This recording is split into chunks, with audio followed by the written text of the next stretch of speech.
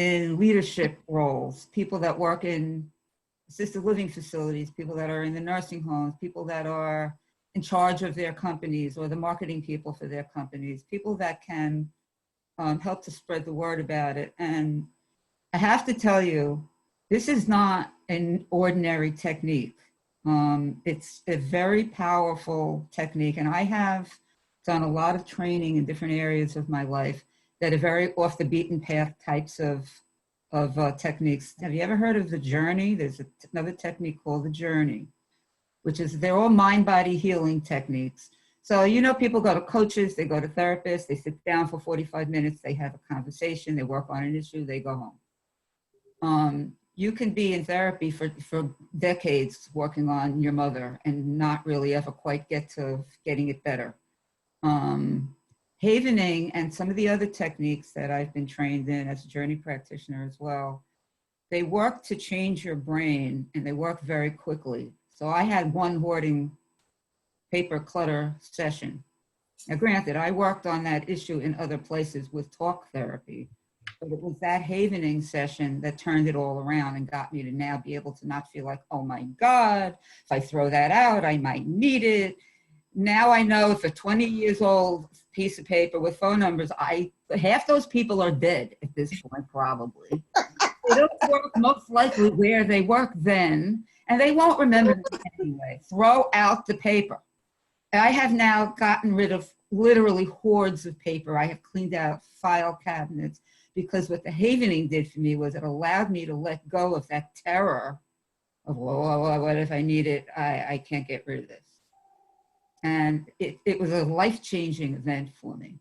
So how many of you know Karen Isaacs? Of course I do. Okay. Oh, yes. Yeah, I do. Karen was a client of mine for one session.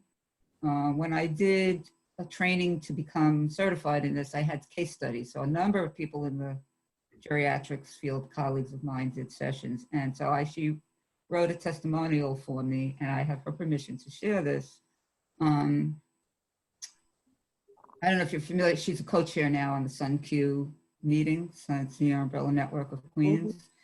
And they had a period a little while back where the meeting was kind of falling apart. And she had been on the board for a long time, and she did not want anymore to feel very burdened by having to keep this meeting standing up on her own, because a lot of people were getting involved in other things, and the meeting, a lot of this happens often to meetings.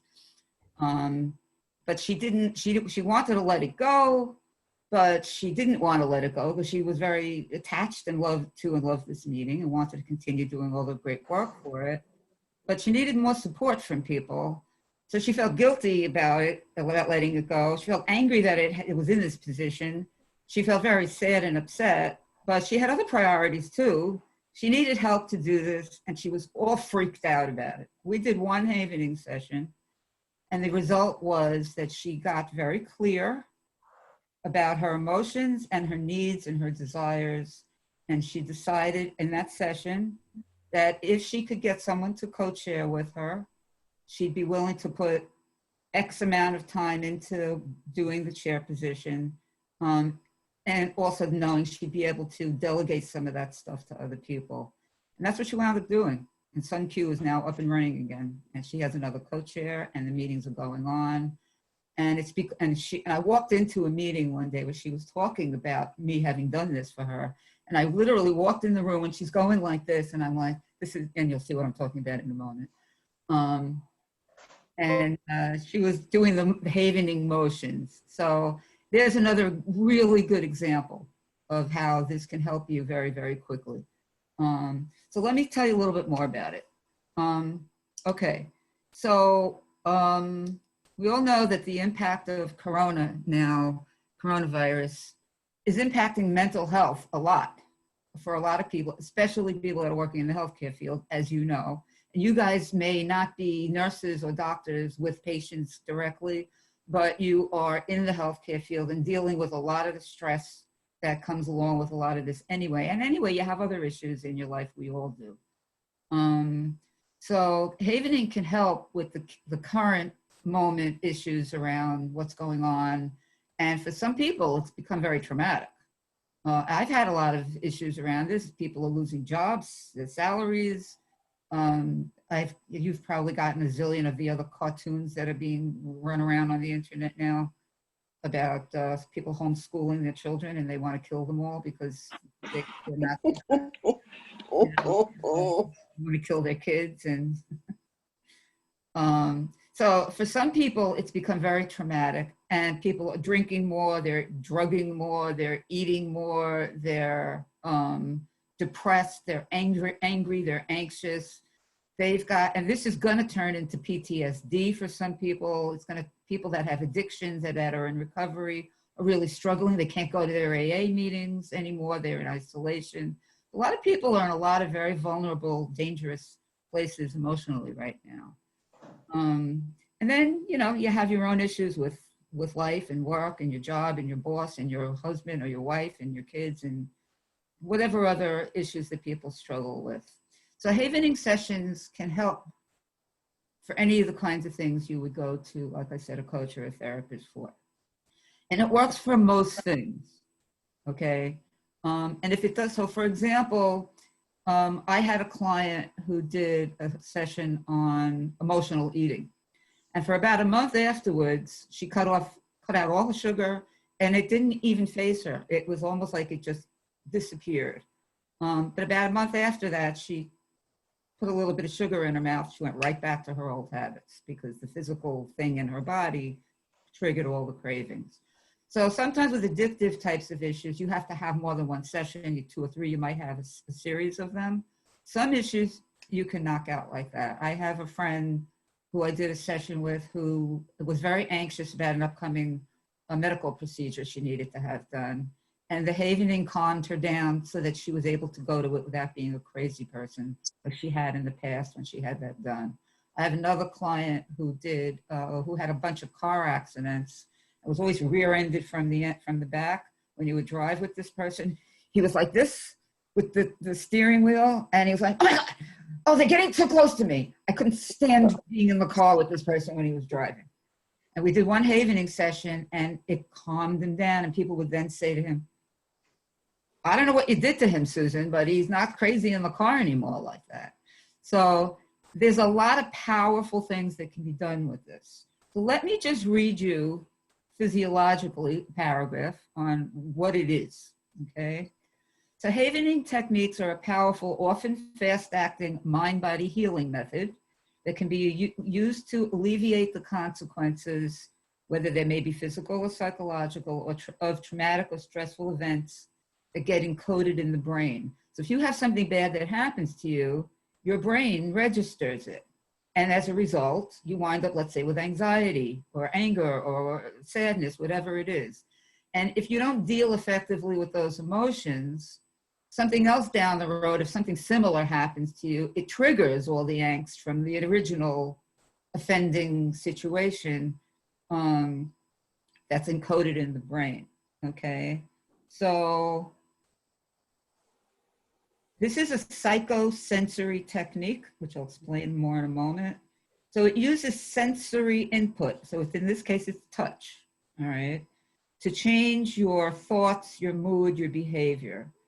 And it's designed to change the brain to de-traumatize the memory and remove its negative effects from both our psyche and our body.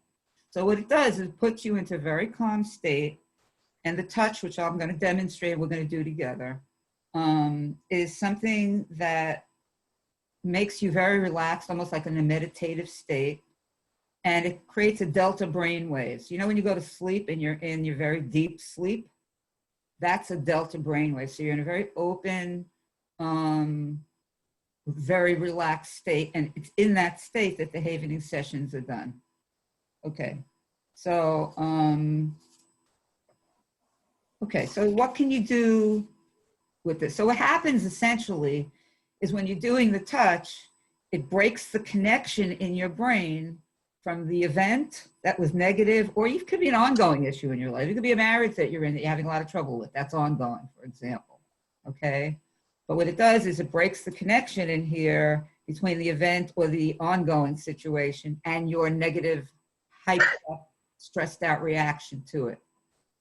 So it kind of puts a space between you and the situation so it no longer bothers you, or not to the same degree that it did. And that's a very, very wonderful thing. Sandy Brennan, who's another person in our field, who some of you may know, did a session with me, and that's exactly how she explained it to people. She said, the issue I worked on felt like it was at a distance. I wasn't immersed in it anymore. And this can have a very permanent effect, okay? So you can often get rid of, sometimes people who have to testify in court for some trauma that they may have seen in an accident, we tell them don't do a havening for yourself until after you've testified. The memory can disappear, or your ability to be truthful about it disappears because your brain is no longer so connected to it, which is pretty bizarre. So we're going to do something called self-havening. So I'm looking to create situations where I can have people begin to do these sessions with me. And again, we can do them online. And especially for people who are stuck and dealing with the corona, any way that's affecting them in any way at all is a great way to do this. So I'm also looking to do things like work in one assisted living facility 1 day a week and work with patients or their family members or caregivers on site. There are lots of different ways this can be set up. We do that. Self-havening is a technique where you haven yourself, okay? And you can use it in a given moment as a stress management tool, okay? It's kind of putting yourself into a meditation, but it's more than that, and it goes deeper than that. So let me demonstrate. So let me see if I can move my camera so you can actually see what I'm doing. So there are 3 components to havening touch. The first one is from your shoulders to your elbows. So you're gonna cross your arms, so do this with me. Okay, then you're gonna just run them down. And I'm gonna just raise my arms, you don't have to do that, but just so you see, just to the elbow. Come back up to the top, shoulders down to the elbow. And you just do this. This is probably the most potent of the 3 types of havening touch. And all of a sudden you'll feel this, this nice, relaxed feeling. I do this after I meditate in the morning, okay? Second type of havening touch is on the face. Now you wanna touch the forehead and you wanna touch the cheeks. So you can do this, or you can just put your whole hand, like I'll put my fingers on my forehead and the palm of my hand on my cheek. So it just goes like this. Okay, so it's kind of like face washing to the side. Okay, and the third type is hands. Now you're gonna be rubbing very gently. This is all very gentle motions. Your hands against each other, or you can do this, whichever feels more comfortable. And then you're gonna do that in your lap, or close to your lap. So we're gonna go back to the beginning. Okay, hands up on shoulders, up, down. Now you're gonna do each of these motions in order 2 or 3 times each. As you're doing your hand motions, coming up to the face. Okay, and then you are doing the hands, or you can go like this. Okay, we all got it? So now I want you to close your eyes. Okay, I'm gonna take you through a quick self-havening session. So you're gonna, throughout the whole thing, you're gonna continue doing these motions. And I'll keep reminding you if I notice people's hands stop moving. Okay, so begin, eyes closed. You're gonna begin by, again, hands from the shoulders to the elbows. Do that a few times. And take some nice, slow, deep breaths as you do this. And you're putting your hands up to your face, covering the forehead and the cheeks, 2 or 3, 4 times. And you go into the hand motions, up and down, or you can crisscross them. You gently just want to be rubbing your hands against each other, but very gently. So just continue that, take another couple of deep breaths. And just keep the breathing, keep the motions going. And just let yourself kind of sink into the chair.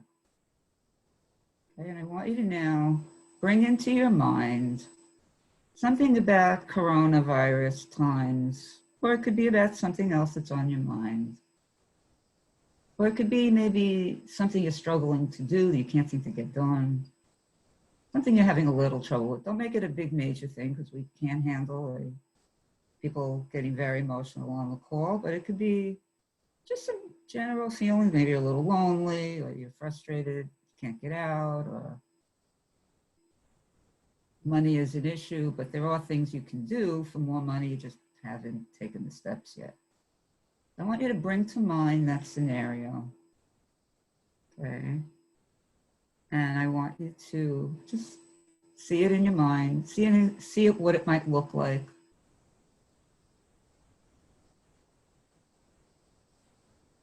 And I want you to feel whatever emotions come up around them. Just be continuing the haven emotions. Just feel the feelings that come up around that issue. It could be fear, it might be anxiety, it could be scared, it might be whatever it might be for you. Okay, continuing with the arms, the face, and the hands rubbing. Now, I want you to picture in your mind, what would it look like physically for you to solve this problem? So maybe you have done the research to find an additional income source right now. Or what I did recently was I have a table that I'm sitting at right now that was pretty full of paper. And I would do this every morning with my meditation, picturing in my mind the table being clear. So I want you to do that. I want you to picture how it might be visually for this thing to be better. Even if the circumstances don't necessarily change right away. So maybe if you're lonely, you get back onto more Zoom meetings with your family and you make the effort to talk to people. And then I want you to imagine feeling grateful that you've done this, that you've accomplished this. This is called outcome havening. You're going to see what it looks like, and you want to feel the gratitude. That's very important here. And the relief that you've done that. And one more thing we're going to do is now I want you to picture, you can allow the scene to go out in your mind, or you can keep it there. We're going to have you say a couple of affirmations to yourself regarding this that might be something like, connected to others.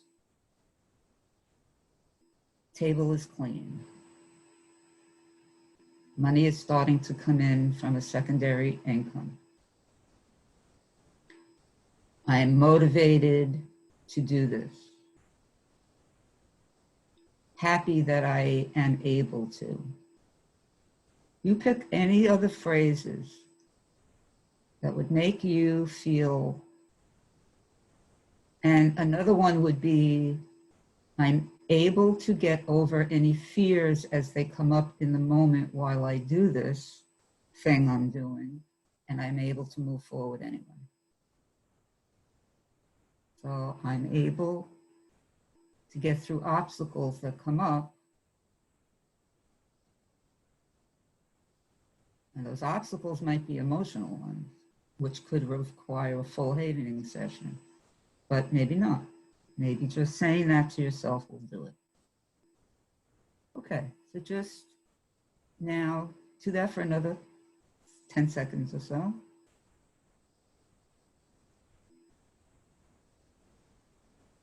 And I want you to allow the scene in your mind to disappear.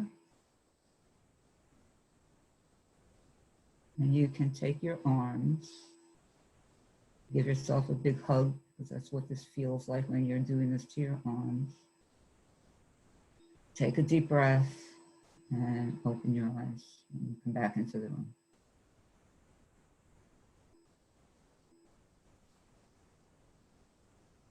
How many of you found some benefit to that? Okay. Anyone want to share just once or two comments, what you thought, what you gained? Anybody just, I feel a little calmer, I could tell you that. anyone else want to share what they got from that? I feel very relaxed from it. Yes. Okay, great. I do too. I Gave me feel new relaxed. mantra. I'm very relaxed also. I want to go lay down now. That's Linda. Before we get off the call, Cynthia, you were saying. It gave me a new mantra. Ah. Out of sight, out of mind. Yeah, there you go.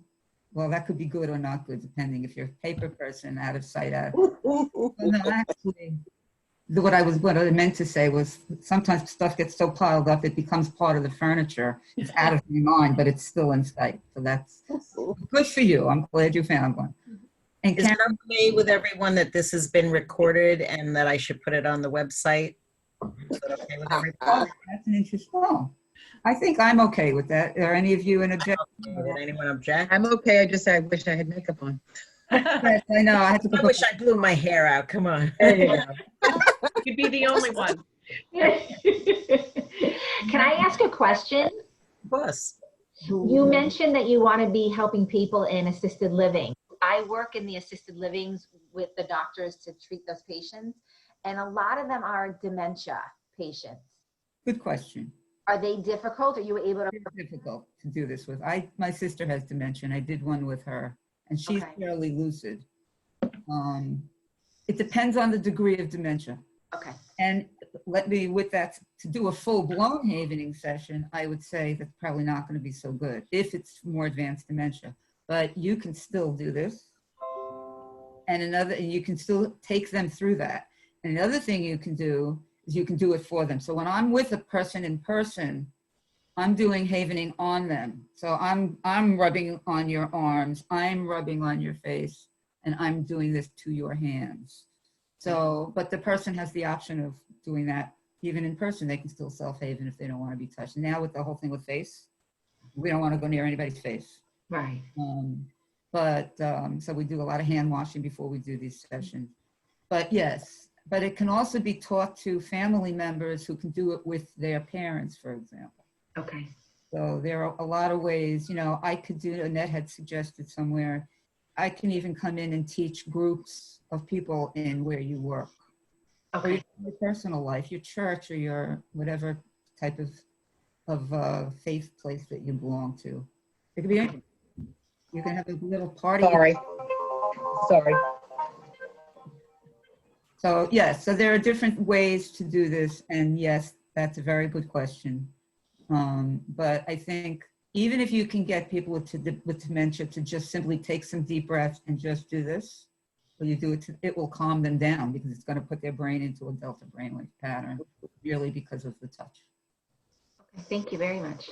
Very much, Susan. So our next call will be on Tuesday. We really announced this very, very late. I don't know, Cynthia, if you heard, but I managed to crash the PESID website yesterday. And It's a learning experience. It gives you a way to learn stuff. Yep.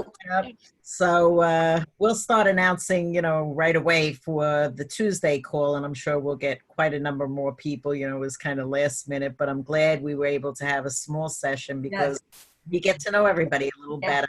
And, I might, if there were 40 people on the call, Eileen, I might not even remember you're the person I'm trying to connect with back in the last week and a half, 2 weeks, whatever it is. Right.